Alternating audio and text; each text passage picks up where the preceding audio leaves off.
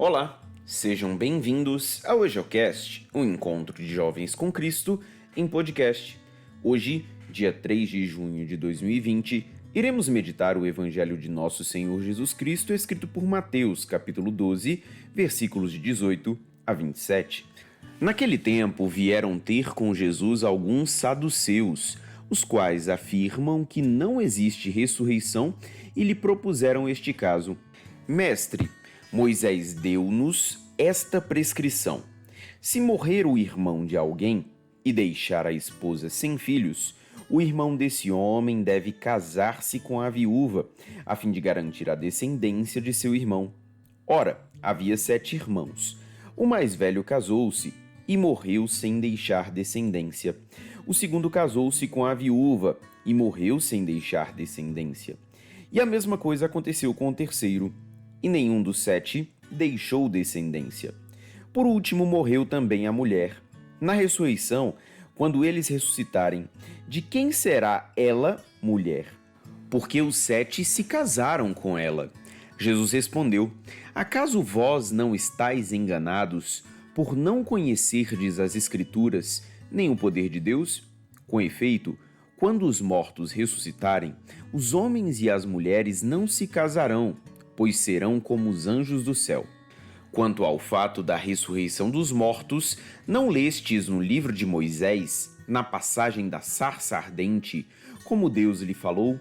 Eu sou o Deus de Abraão, o Deus de Isaque e o Deus de Jacó. Ora, ele não é Deus dos mortos, mas de vivos. Vós estáis muito enganados. Palavra da salvação, glória a vós, Senhor. Acerca da leitura de hoje, ouviremos uma breve reflexão feita pelo diácono André, da Arquidiocese de Brasília. Ele não é Deus de mortos, mas de vivos.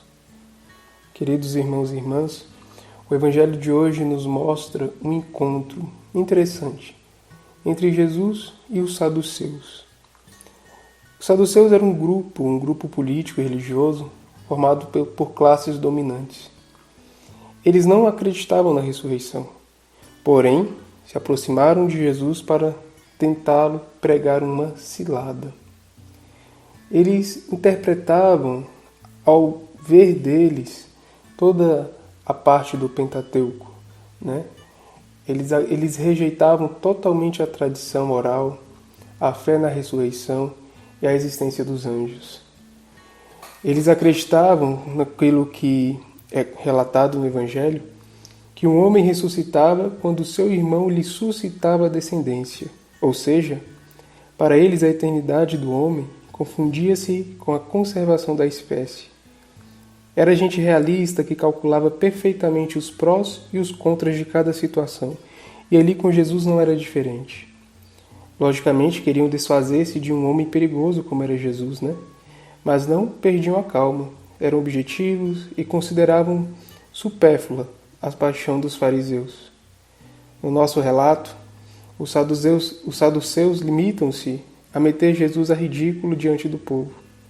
Levanta até ao absurdo as suas ideias sobre a ressurreição, que, aliás, compartilhavam também com os fariseus.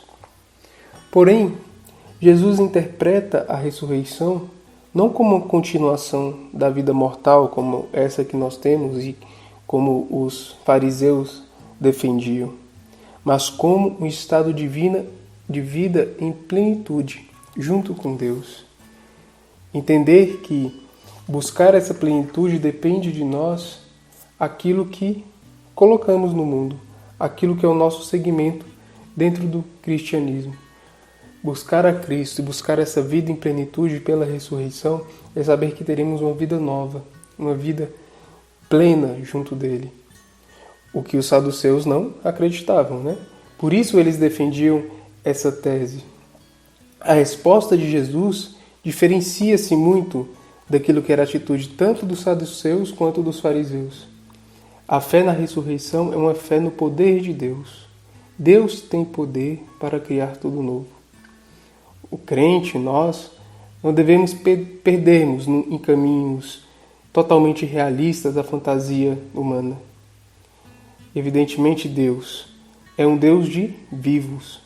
Por isso apresenta-se a Moisés, como no começo lemos aqui, o Deus de Abraão, de Isaac e de Jacó. A fé para Jesus não é uma projeção deste mundo num outro mundo criado pela imaginação. Pelo contrário, a fé é a abertura a Deus e faz com que totalmente outro crie o totalmente outro. Devemos então fomentar em nossas almas a virtude da esperança e concretamente o desejo de ver a Deus. Alimentar essa virtude, a ânsia de buscar o amado, de encontrá-lo, de saber que seremos plenos no amor dele. Essa é a nossa esperança. Esse deve ser o nosso desejo todos os dias. Todos os dias.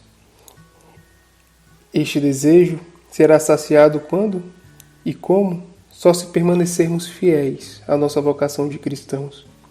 Porque Deus nos chama o tempo todo e leva-nos a estabelecer uma ressurreição na verdade da carne.